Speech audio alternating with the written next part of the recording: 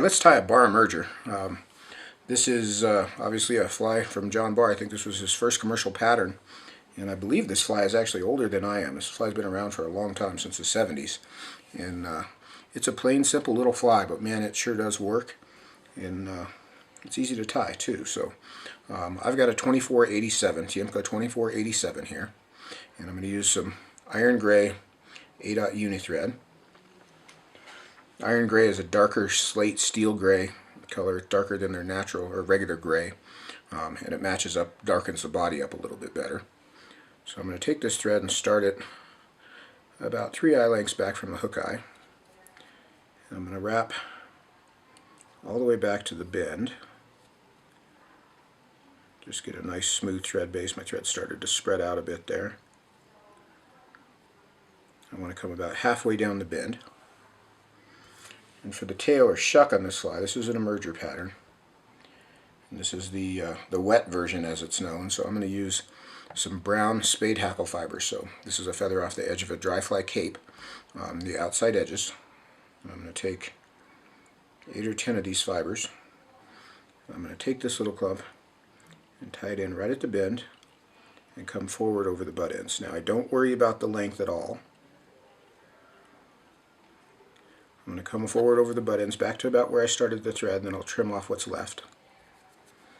You can see that tail's plenty long. It's going to be cut to length. For some reason I always cut the tail to length later, so I'm going to leave that there for now. Now the abdomen, I like to use olive brown SuperFine dubbing, but it's sort of a mix of brown and olive. And I like the SuperFine because I can dub it down very tightly. The original dubbing that John used and that we used in his book is a very coarse dubbing. And to be perfectly honest with you, I don't love it. So I use the olive brown SuperFine. I can control the shape a lot better. It's a more modern material. And I suspect John probably would have used it himself had this been around back in the day when he came up with this fly. So I'm going to use the bare thread between the dubbing and the hook here to work back. And I want to time it so my first turn of dubbing comes around right at the bend here. And then I'm going to work forward and build a skinny but tapered abdomen. And I want to come up to a couple eye lengths back from the hook eye. Actually got just a touch more dubbing than I need here, so I'm going to loosen some of this up. Now this is one of the catches with SuperFine dubbing, is it's hard to get off once you've got it on there, so you got to be a little diligent about how much you put on in the first place.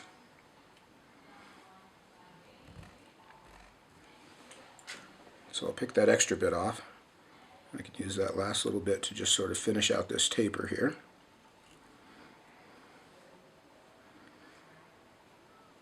And then I'm going to run my thread back up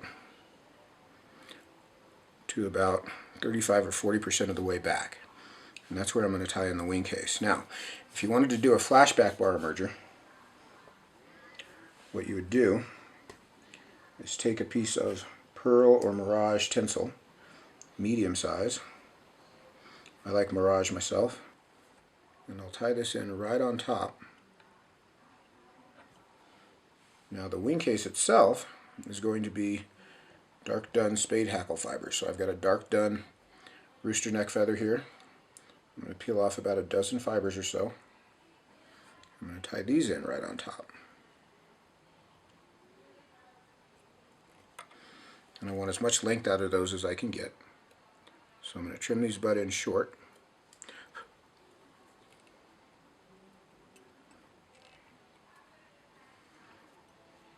And I want to wrap down over those butt ends to just behind the eye. Now you can see I've got about an eye length worth of bare space behind the eye. I'm going to reserve that for later.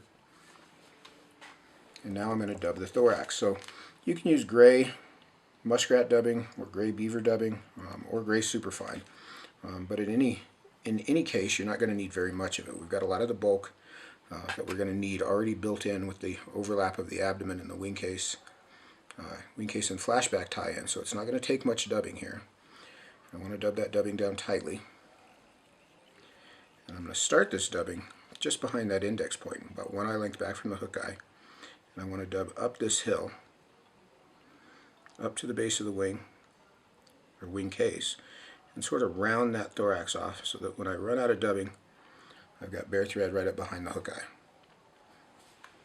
Now at this point I find it nice to take and tilt the hook up a bit.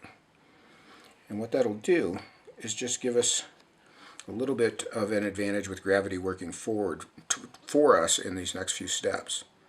So I'm going to grab all of those strands of spade hackle and I'm going to pull them forward over the top of the thorax, and I kind of want them to flatten out a bit. And I'll get a couple turns on there to anchor that down. I can turn that and you can see there's a nice stripe across the top. Let me get a little better focus there. Nice stripe of that wingcase across the top. Now I'm going to tie my flashback off. So I'm going to pull the flashback right over the top of that. And catch it with a couple of turns. And I always fold the flashback back one more time and catch it, just to anchor that flash in securely. Now for the legs, I'm going to take my thumbnail and push it right up against the base of these fibers coming out over the hook eye. I'll kind of splay them out a bit. That makes them a little easier to get a hold of. And I want to divide them about in half. I'm going to take half back on the far side, and I'm going to hold the far side just a bit high and come over it with the turn of thread to catch those right in line along the side of the shank. And I'm going to grab the near side and hold it just a bit low and catch it with a couple of turns. Now I'm going to come in and build my whip finish right over those butt ends, and it's a relatively exaggerated head here.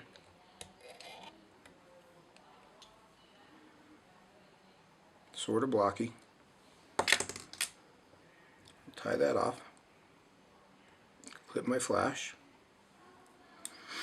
And then the legs, I'm going to just push back, and I'll bring my scissors in from the back side here and trim the legs just a touch longer than the wing case. Tilt the hook back up again, or the back end back up again, and the tail is about a shank length or so, maybe 3/4 of a shank length long.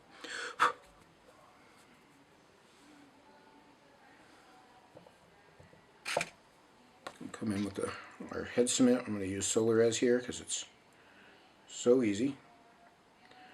I use this little fine brush. This is Solarez Ultra Thin. And I'm just going to hit that thread head with just a tiny little coat. I want to make sure I get all the way around. This little brush makes this real easy. And then cook that for just a few seconds. That is a UV set head cement. And there is our finished Barr Emerger. An iconic fly, been around a long time, from one of the best minds in fly fishing. That's a tough fly to beat. One of my favorites for a long time. It, especially in the original version, which is the non-flashback version, this fly is really pretty plain. In the case of, I think that's one of the reasons that it works as well as it does, is there's nothing flashier or significant about it. It's just a drab little bug, and boy does it work. That is one of the best flies you can have in your box. If you don't have some, you should go sit down right now and tie some up for your box. That's a great fly on any tailwater or freestone. Very simple. This is the Blue Winged Olive wet version. You can also tie a PMD version. The only variance in the PMD version is it uses light Cahill 8/0 unithread for the thread, and pale yellow dubbing up here for the thorax, as well as pale yellow hackle fibers for the wing case. The dry version is the same things, tied on a 101 dry fly hook, a straight shank hook. And that fly is meant to actually be fished up in the surface film as a dry fly. So that's something a lot of people don't know, that there's two versions of this fly, the dry and the wet. The wet seems to be the more popular of the two these days, but that is it. Hope you like it. Go tie some up. Show John Barr some love.